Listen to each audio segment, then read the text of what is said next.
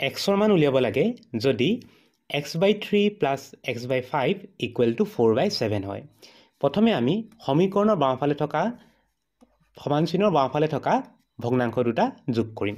যোগ কৰিবৰ কাৰণে প্ৰথমে আমি লসাগু ল'ব লাগিব।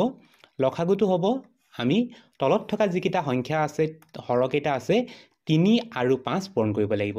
3 5 গুণ হয় 15, গতিকে যোগফলৰ তলত আহিব 15 আৰু ওপৰত কি আহে জানিবৰ কাৰণে আমি 5টো পূৰণ কৰিব লাগিব xৰ লগত।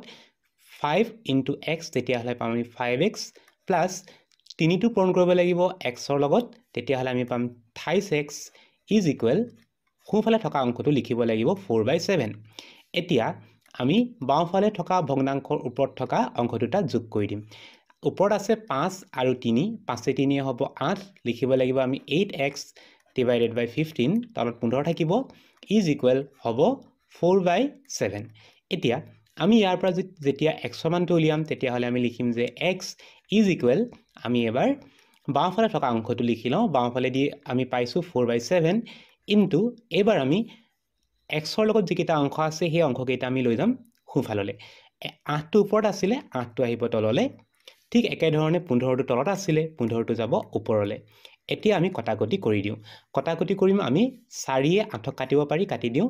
4 দুগুণে 8 আৰু কটাকটি কৰাৰ লগে লগে আমি তলত পালোঁ 7 আৰু 2, 7 দুগুণ হ'ব 14 আৰু ওপৰত থাকিলে 15।